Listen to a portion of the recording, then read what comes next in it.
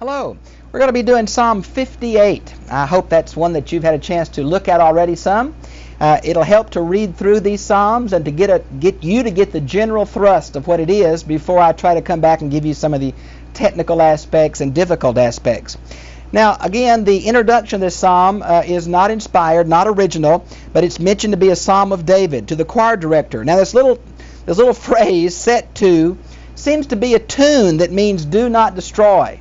Do not destroy what? We have no idea. And the latter part, this miktam, Luther says it means golden jewel, but that's from a root that probably is not what it's from. Erdman says it meant silent prayer. Others have said it means a poem. It's a pretty good idea. We don't know what it means. But the silent prayer seems to fit with the first verse. Do you indeed speak righteously, O gods? Now that's my New American Standard. But one of my favorite commentators on the Psalms is Alexander. Listen to how he translates this. Can it be? Is it possible? Are you really silent? You whose very office is to speak for God and against the sins of men? Now I think the word silence is in here, and it's left out of the New American Standard. In the margin of my Bible it says, another reading is, speak righteousness in silence. Now I think that is important. Some have said, and matter of fact Calvin thinks that the historical setting for this is the advisors of Saul that did not tell him the truth. Others have said, no, it's addressed to those who render judgment in the gates of the city. I'm not sure we can tell the historical setting exactly, but it is saying, those of you who are supposed to speak for God and yet are silent. Now that's the kind of thrust of this, even though the Hebrew is difficult. This, O gods, now I'm using the New American Standard. If you have King James, it says congregations. But that's really a bad translation. There's no way that'll fit. Some have mighty ones. Now it's a form of E-L-I-M or E-L-E-M. Now in Psalms 29:1, this E-L-I-M is translated mighty ones. Usually this E-L-I-M means rams. The translation, O gods, is thinking it refers to Elohim. Now Elohim is sometimes used for earthly judges. But it's real possible that it simply means rams, which is a way of talking about the judges of Israel. You might want to see Psalms 29:1 and Psalms 97:7. If we are talking about somehow this being Elohim, last week when I was in Psalm 36, I mentioned some of those places where Elohim is used. Let me go back and give you a few of those. Psalms 97:7, and same verses, Psalms 29:1. So I hope you'll look that up. Mighty ones referring to judges. It's not a reference to gods, and that's probably a poor translation. And the reason I think that is because the second line, the parallel says, do you judge uprightly, O sons of men? Because they're parallel, looks like to me that gods and judges who judge the sons of men have got to be the same. No, in heart you work unrighteousness. Now that means in the depth of your person. On earth you weigh out violence with your hands.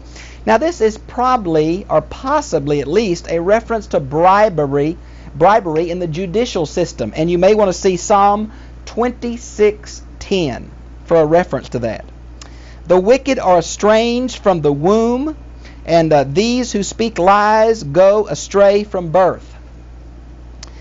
Now I want to say that this is not a passage that we can build an Old Testament doctrine of total depravity or original sin. The Old Testament is somewhat silent on this concept. It's a large concept in Christianity. Paul makes a tremendous affirmation of this in Romans 1-3, again in Romans 5:12 and following. But the rabbis did not pick up on this as a major theme. They talked about the two yetzers, the yetzer hara and the yetzer hatov, the good intent and the bad intent. The rabbis would say, in the heart of every man is a black and white dog. The one you feed the most is the one that gets the biggest.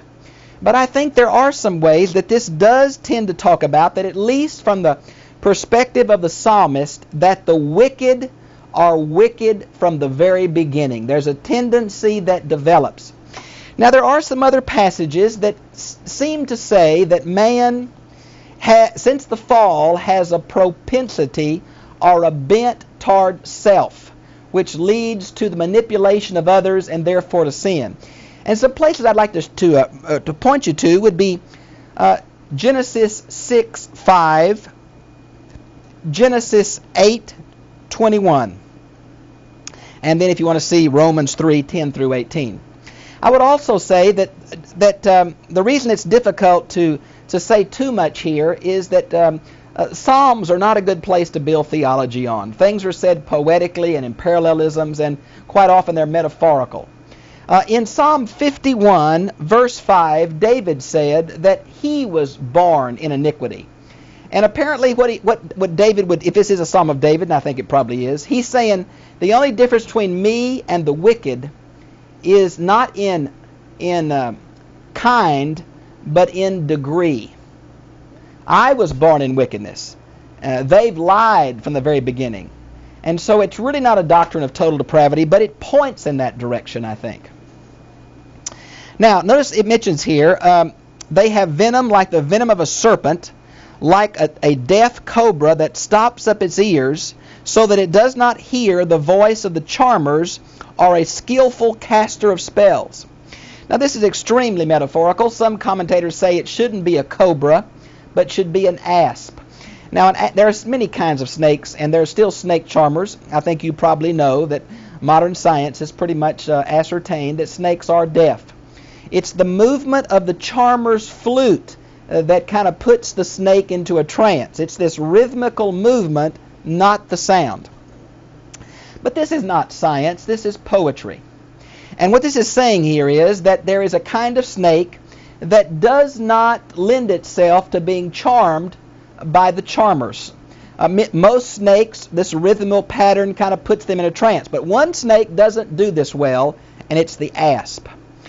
Now, this general knowledge of this one snake that doesn't succumb to the charms of the spellcasters was used as a way of describing the wicked.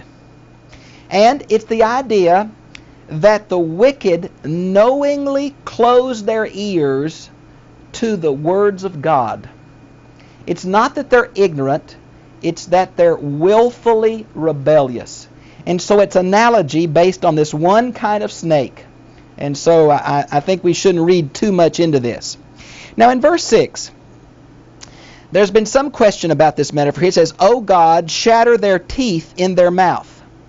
Now, of course, I think you realize that in the Old Testament, the parts and characteristic of animals are used in different ways to describe human activities. So common in the book of Proverbs.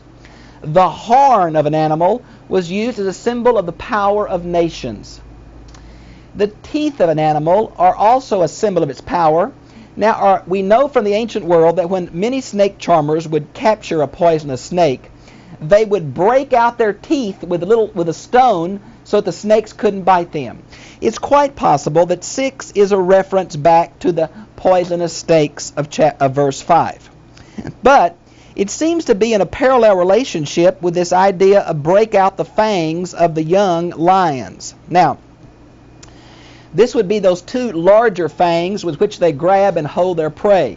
And so to break a lion's teeth out, we learned again from natural science that when lions get old, they lose their teeth, and it's very hard for them to catch food and to eat food. So here's the idea of breaking out the teeth of a young lion. This does not mean a baby lion. It means a mature lion. A lion that's young, just come into its virility, just come into its strength, the leader of the pack now. And that's the idea here. So we're characterizing the breaking of power here in terms of animal metaphors. Now, know it says, "O Lord."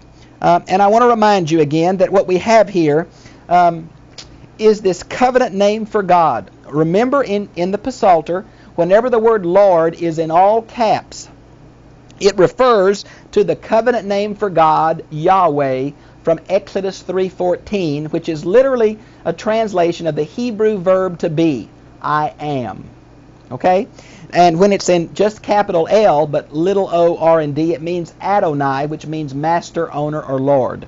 Now, I think it's interesting here that it says, break out the fangs of the young lions. Some translations try to change this into unbelievers, to break the fangs of the unbelievers, because the consonants for young lions and unbelievers are the same. But I think in context, it's an animal metaphor, and the covenant God is asked to do this.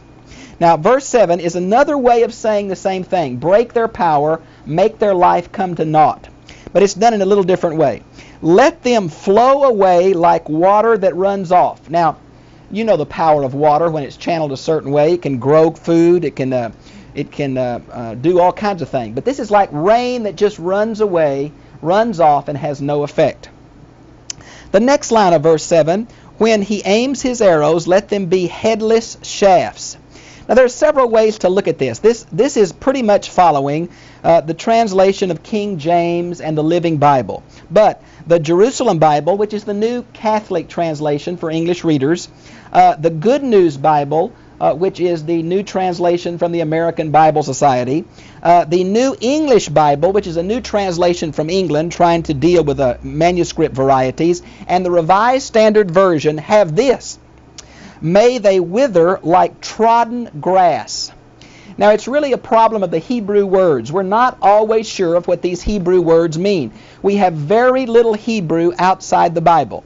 We have a few examples of broken pottery that have not been glazed that we have some Hebrew writing on, like from the city of Lachish about the siege in the Syro-Ephraimitic War, and it's called ostraca. We have a little bit of Hebrew, like from the island in the Nile River, Elephantine. It's called the Elephantine Papyri. But beyond that, we have to go to cognate languages like Arabic and Sanskrit and the like. And so we don't always know what these Hebrew words mean, and that's why it causes so confusion, particularly in poetry. Now, verse 8. Let them be as a snail which melts away as it goes along. Now, here's the idea of a short life. As you know, snails usually come out after the rain or in the dew because they leave a little trail after them. You can almost see where the snails have crawled. Well, the ancients didn't, this is not scientific, but as the snail crawled, if it was dry, the snail kind of shriveled up, and you would find their shells all over the ground. So the ancients thought that the slime wore them away. And so it's not biologically accurate, but remember, the Old Testament is written in the language of description, not in technical scientific jargon, of course. And so this is the idea of a snail that just keeps on going, it just wears itself away. Now, the reason that is important is because of this next phrase. It's a shocking phrase to us. Like the miscarriage of a woman which never sees the sun. Now, this must have been like a proverb, because it's used in Job chapter 3, verse 16, and it's used in Ecclesiastes chapter 6, verses 3 through 5. Now, it's not like an older miscarriage. It's like a very young, a miscarriage very quickly after pregnancy. And it's like the baby just melts away. It's a similar parallel to the snail melting away with slime. And the idea about never sees the sun is just a way of them saying they never grow up and never fulfill their potential. Their life is cut short. That's really what it's talking about. Now, verse 9, before your pots can feel the fire of thorns, he will sweep them away with a whirlwind, the green and the burning alike. Now, I'd like to read you another translation. Again, the Hebrew here is very difficult. There are some translators who say it's so confused we can't even translate it. This is what the new Jewish translation is. It's called the Jewish Publication Society of America, written by Jewish people. And this is how they translate verse 9. Before the thorns grow into a bramble, may he whirl them away alive in fury. Now, what they're saying is that the green and the burning should be a young thorn before it grows into a big thistle bush. But I think this other one, the New American Standard, has a good translation here. We know that not much firewood available in a desert area, so they would use twigs and pieces of grass and thorn bushes to try to have to cook their food. but it's dry and it burns very quickly. And the problem is, by burning real quickly, it doesn't transfer the heat to the food. But that's all they have.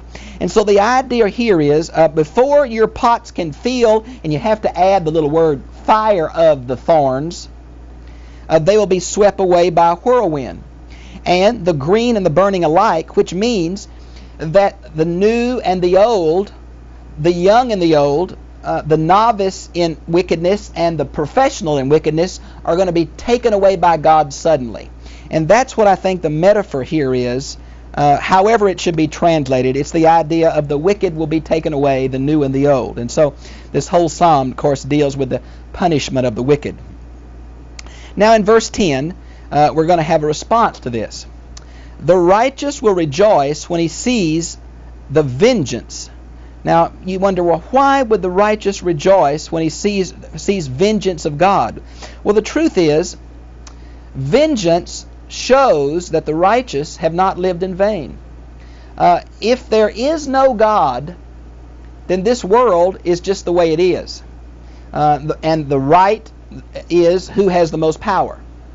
But if the biblical perspective is true, if there is an ethical, moral world, and if in this life the righteous suffer, Job, Psalm 73, then God has got to put it straight, either in this life or the afterlife, or the Bible is a lie and God is not fair.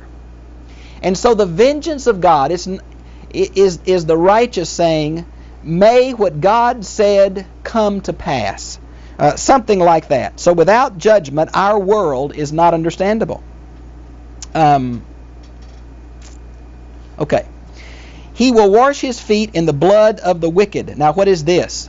Well, the Greek translation done about 250 BC, that's traditional, but it's close in that area.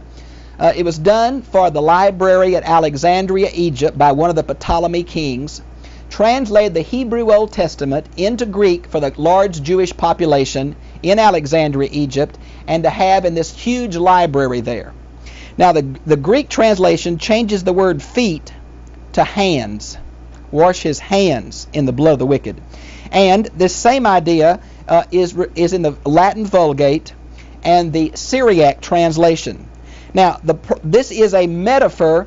If it is feet, it's a metaphor from the wine press idea of judgment, from like Isaiah 63 verses 1 and 2 and 3, something like that. We sing that song a lot. Mine eyes have seen the coming of the glory of the Lord. He's treading out. This is the idea of breaking the wine, and the wine, the juice of the grape looking like blood. It's the same kind of a play as the Lord's Supper about Jesus' shed blood. And so it's the idea of God bringing sinners to judgment. They're going to pay with their life. God said, the soul that sins, it will surely die. And the sacrificial system was only kind of an interim system to help men come to God. So here is the idea of the justice of God. It may be the idea of a battlefield where God, the enemies are slain and God is walking there. Or God's army is walking there. It's a pretty tough metaphor, but it is the destruction of the wicked. Now in verse 11, the wicked respond. The wicked say, so the men who are going to be judged say, surely there is a reward for the righteous, and there is a God who judges on the earth. Now, this is the word Elohim, and you wonder if it should be translated gods here, because the wicked don't know in monotheistic terms about the one God, but we usually translate Elohim, even though it's plural, by a capital G, God. Now, this is the idea that if there is no afterlife, the Bible can't be understood. And there has been a problem in this doctrine because there is a progressive revelation here. You go back into the older parts of the Old Testament, and it talks about Sheol, and people go to Sheol, the good and the bad, and it's a shadowy existence, of the realm of the shades, and people are conscious, but there's no joy. Families are together, but there's no happiness. Well, and then you get a little further, and in some of the book of Job and some of the Psalms and the book of Daniel, we begin to talk about an afterlife where the righteous and the wicked are separated, and an afterlife where God brings justice to those who have not experienced justice. And so there's a developing sense in the Bible of the concept of afterlife. And of course it's full-blown in the Pharisees. I think it's full-blown in the New Testament.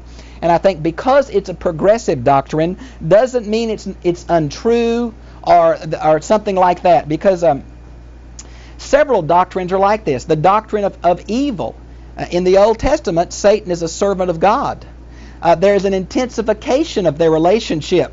And Satan falls through pride, apparently. And then there's a full-blown attack by Satan on God's people in the New Testament. Well, that's progressive revelation. It doesn't mean that the earlier is not true. It just means we have to take all Scripture into account to see the full picture. And that's true of this concept of afterlife.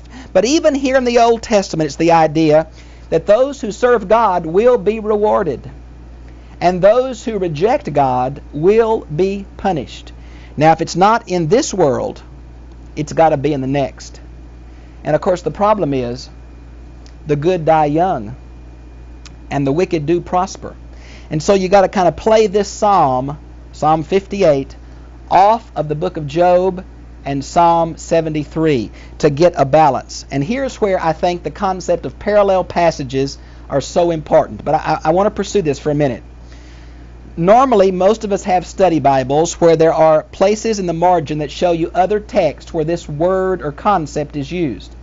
But unfortunately, our parallel passages in our Bibles are based on words or theological doctrines. And they don't often show us the antithesis or the development of these themes. And so Psalm 73 or Job will never be seen in the margin of verse 11, but it has to be brought into balance. And this we can take into account all that Scripture says before we make any dogmatic pronouncements in Jesus' name. So this is where Bible encyclopedias and Bible dictionaries become so helpful in interpreting the Bible. And so what you would look up is reward or punishment or the afterlife, and these kind of articles and concepts will help us put God's judgment of the wicked in this life and God's blessing of the righteous in this life in perspective. For the truth is, the Bible is somewhat ambiguous on that. What happens when the good die young and the wicked prosper? Well, now, if God is fair, there must be an afterlife. There must be. And this thought, I think, developed slowly in Israel when they see the unfairness of our world, and our world is unfair. It took me forever as a young preacher to finally realize the problem is not in what God says it ought to be. The problem is in the way the world is. This is not the world that God intended it to be. And this may be the best way to the world, but this is an unfair world. And there is evil here. And we can't easily explain it in cliches. The Old Testament tried, if you love God, He'll bless you. But that didn't work out. And if you blaspheme God, you'll die. But that didn't seem to work out. And so I think here that Psalm 73 is a beautiful parallel that you need to read to explain this. I think to me it says here that the wicked are not somebody who's caught in ignorance either. How often someone says, well, I just didn't know that. Now, lack of knowledge is not an excuse with God. But this is not speaking about those who lack knowledge. This is speaking about those who willfully violate the laws of God. And matter of fact, these are judges we're talking about. This is not just some old sinner out there. This is the judges of Israel who knew the law of God and yet were silent. It's as if they closed their ears to the cry of God's people and did not give God's people justice. And so they are responsible. And those kind of people, though they look godly, though they're God's representative, God's going to break their power. And they are going to stand before God. I think the New Testament is also another progressive doctrine is that though we are forgiven, that those who claim to know God and know God are going to stand before the judgment seat of Christ. It's not only the wicked who are going to stand before the white throne, Matthew 23 through 25. God's people, 2 Corinthians 5:10, are going to stand for the judgment seat of Christ. And so here we have the wicked depicted as the judges of Israel who are going to be judged, and may they melt away and die. Well, I've really enjoyed being with you. I hope this psalm has been a blessing, and I hope you'll think about, this is where I look at other translations. Every English translation you have, you ought to compare with this, because this is difficult Hebrew, and maybe a translation will give you an insight into what it might mean. And I think those who don't know Hebrew, the best way to do that is to compare English translations. Word-for-word translations like King James or New American Standard or Revised Standard Version, with dynamic equivalents like New International, Jerusalem Bible, New English Bible, those kind of things will really give you a way of seeing where the difficult words and difficult phrases occur. Well, God bless you. I've enjoyed being with you, and I'll see you again, same time, same place, next week.